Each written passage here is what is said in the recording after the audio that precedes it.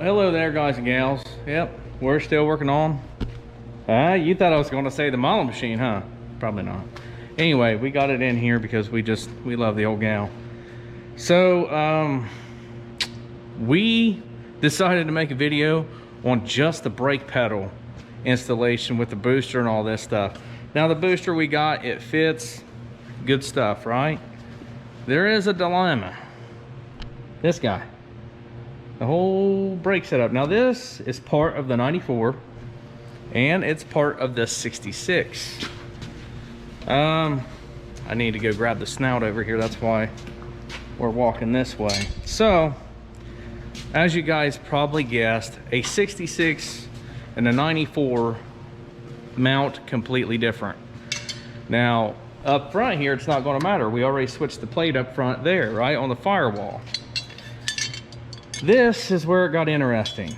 So we need to mount this. This picks up our steering column and mounts underneath and makes it more firm. That way, so your firewall isn't taking all of the, you know, the force of your foot. You know, it's alleviated by some of this here. It all works together. You know, it's an integrated system. What else? We had to take, now, we did something different, right, wrong, or indifferent. We kept the 94 piece here. This bends around the steering column for the 66. And I had to cut this high up because it would, if I cut down here, it was gonna rub the steering column. That's not even a joke. We're gonna remove this guy, I believe, because this is for cruise control. I don't think ours is gonna have cruise because I don't remember taking the module, the cruise control module. Doesn't matter. This is just going to be a cruiser car anyway, without cruise. That's a thing, I think. So anyway, we had to do some modification. We had to knock one of these bends completely almost straightish. And if you notice, it doesn't have a pedal. Yeah, it does. But we're going to have to remount this guy to where he's like, looks like it's straight. So we're going to kind of like square peg round hole it, because this is square and this is square, and one's going to have to be round, and there's going to be a lot of magic involved. But then we're going to weld it and gently place it on the floor, because that's the best thing to do. Well, anyway, what I want to show you, one, is make sure whenever you cut this and weld it, weld that mother solid. Weld it solid. I actually had to cut it apart right here, which I don't know if you can tell, but I cut it right there because I did not put enough like English on it for you that play pool out there. And it was too far down, hit the column. It was bent wrong. It was just all kind of good stuff. But anyway, the reason why I had to drill these two holes and I'm gonna put them right here. One is this factory hole, and the other is a drill hole that I drilled. I put them there and I left them loose. Once this is in the car, I'm sliding this piece up on there, making sure all of this bracketry lines up first, and then we're gonna weld it solid. But you're going to see why, right now, why I did what I did and what I did stuff. Anyway, so, gas pedal. Let me get a flashlight here. Don't have it on my head. I've been rocking this headlight thing that my kids got me. Girls, you rock. And I've lost it. Dang it. No Father of the Year here. Go ahead and losing gifts that my kids get me. But, I don't know. I gotta have it so I can show you guys and gals. Did I drop it in? There it is. Shoot, it's right there on the floor. These things are handier in a pocket on a t-shirt. So, I'm gonna chrome a big behind in here. Now, the way this has to fit is absolutely no fun. Oh, big old mud dauber. That's good. Got him out of there. Because you have to slide in under the dash, make noise. And what I really want to show you here is all the modification. One, we did take our wiper motor loose right there and there, but we're going to bolt it back in. But we did have to steal a little chunk out of it. Man, this is craziness. See right there on the side, right to here and here, and then right here at this edge. We had to cut, notch it, if you will, because of the bracket is just too bracket, you know. Let me go grab, I'm gonna go grab the big Harbinese freight light so you guys can see this better, hopefully. And yeah, I'm gonna go ahead and throw this pedal up in there too, then put the booster in, line up the bolt holes, and you guys will see better what I'm talking about, okay? Give me just a minute. Well, here it is. It's all mounted. Flush, beautiful, and we even have nose clearance on the front of this that you can't see because I don't have the light in the right spot. But see, we got enough room, didn't have to hit anything in, got it all mounted. So see, it can be done. And that's it for this episode. Just kidding, I gotta show you all the good stuff. Oh, keep your proportion valve if you already didn't. You're gonna need that guy. So this was fun, interesting, challenging, that's the word. Not only did we re-weld our brake pedal into spot, I mean, everything got changed. See, we even re-welded him. We took a drill bit, drilled out the center to where it was no longer square, fit it on there to where we thought it looked gooder, and we just put it to Sinville. Now, what all did this entail? As you can see, we have, I mean, just oodles of, golly, this is just, there we go. So we got it all lined up. Nothing's in a bind, pinch, none of that stuff. And we used the original mounting plate for the steering column. We still are going to throw some tack welds or maybe a good size weld right there, just to keep that more secure and to alleviate pressure on this firewall that's kind of not great. I mean, we're going to paint it and like totally ignore all that nastiness, but we had to do quite a bit, just to say the least. We did away with our e-brake that would usually set right here-ish, and the reason why, we're going to put one in the floor, like right here somewhere. Rink. One of those more fun ones, you know. Slide it around the curves kind of e-brake if that's what you're into. But yeah, so we had to modify that bracket. We put our drill holes in there just like I showed you. There's our bolts and nuts. We threw the bolt on top. There's a washer up on top also to help it be more secure. And then of course, there she goes. She mounts right to the firewall.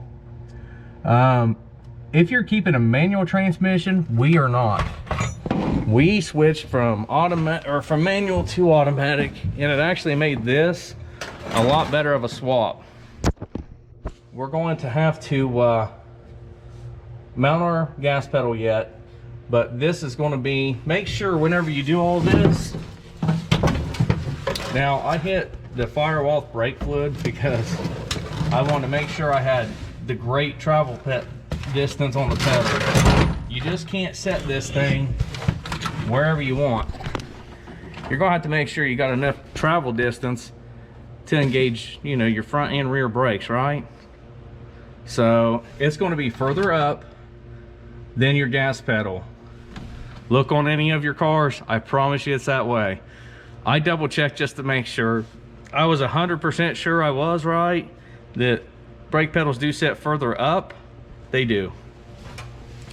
So if you are doing one of these, oh my goodness, it's going to be fun. Mind the brake pedal.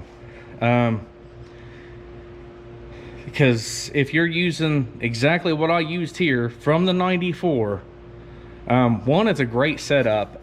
You're getting power disc brakes for 4-wheel disc brakes. If your car was a 4-wheel disc brake car, my 94 GT that I used for parts was. So in a sense, I just got a free upgrade, big time. I already bought the car, and if I sell $130 worth more of stuff off of that car was free. So that means I got a free motor, free transmission, free differential, free brake booster, free master cylinder, free proportion valve. I'm just saying, that's why you budget your builds. And you keep stuff like this. You keep stuff like this. You make it work if you can. Don't cobble it, do it the right way. Shoot, for this, we reinforced the firewall. Why wouldn't you want more reinforcement, more solid state metal? Why wouldn't you? That was my thinking. That's why I did it. And I'm glad I did. Because parts of this firewall I don't like. Right there was solid-ish. We just made it a lot more solid. Everything we welded to, nothing blew through. We're happy with that. And we just doubled, probably over doubled, because that metal was actually thicker than this metal here in the firewall. So it can be done. This is from a 94 GT 5-liter automatic. As I said before, I don't know if Ford did a mid-year change and done away with this type of booster and stuff. I don't know if the newer ones than that still keep this type of master cylinder and booster. They are very small diameter as far as the booster, so it's going to absolutely fit with the 302 in here, no problem. I mean, that's not a bulky booster at all. That sits right in line, and we're going to be able to run our brake lines. We're going to run them factory way. See how they're tacked to the firewall there? We're going to do it exactly the exact same way. We're going to run them off that by the firewall, tuck them in the same way, run it through the tunnel for the rear brakes, and that's exactly how we're going to do it.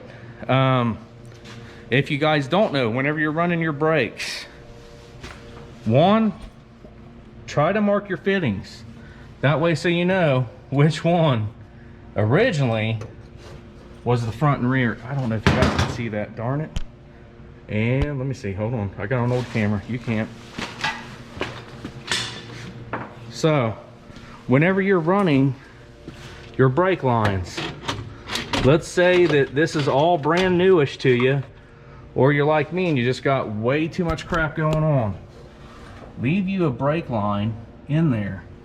Look at these old crusty farts. Do you think we want this on a car that we're redoing? Heck no. Look at all this. We got all this painted. We got it all rust free. We're converting the Mustang, right? So we're going to end up rebuilding these lines anyway. We're going to use these fittings over, and we kept it because bubble flare. Looky, if I wasn't paying attention, that would cause the leak, because I would have automatically did a double flare. Now, I purposely did this. So, this is the way it was run from the factory. But, your front brakes are actually this rear cylinder, the rear part of this master. They're going to engage first. This goes to your rear brakes. Keep that in mind, okay? Keep that in mind. That way, so you don't mess them up whenever you're running them. So, on this guy right here, without the fitting, that's going to be our front brakes. This one right here, is going to be our rear brakes. Now you might say, what does that matter? Well, your front brakes get 70% of your stopping on most cars, the 30% in the rear. You might want to have your 70% hitting first, right? Kind of makes sense. Yeah, I'm just saying. But these are the needs to know. The rest of the week, I'm probably going to be running a brake line. Probably not going to record that because it's brake line. I am going to use that copper nickel stuff up there. Can you see it? Right? That stuff right there. Because I bought like a lot of it and it's cheap. Amazonian, they had it online. So bought it off there. Get a tubing bender. Don't try to bend this stuff with your hands. You're going to kink it, I promise you. And then you're going to be very upset. But anyway, anytime you're bending line, try to keep the factory original line so you can measure off of it and see how much you need. It's going to make your job a lot cleaner. You're going to have a lot less waste. Let's see, what else? And your fittings. Keep all of your fittings that you can. Anything that's going to cost you money, try to prevent it from costing you money. Proportioning valves, brake line fittings. I mean, why buy them if you can clean those ones up? It's the brake lines you have a problem with, right? Right. So just clean these up with a wire wheel or whatever, you know, clean up your proportion valve. And you can actually run this proportion valve on the inside to where it was original if that's what you want to do. It's up to you, it's your project. So these are just little tidbits on how to save money and actually how to do a very cheap brake upgrade. So that is going to wrap it up for the brakes, and I couldn't be happier because it took some doing trying to figure out what to modify. Don't forget that bracket for your wipers is probably in the way. I used the little tiny saw from the Harbinese Freight. This guy right here, I didn't take it down. I left it in spot and I just trimmed it with this guy. This thing, I'm going to call this thing clutch because it comes in right when you need him to. I'm telling you, it's a great tool. So I'm going to call it a night tonight and we're going to wrap it up early. I think it's not even midnight yet, and that's a plus. So as always, guys, gals, thanks for watching. We'll see you next time here on Right Turn Garage TV. You'll have a great weekend.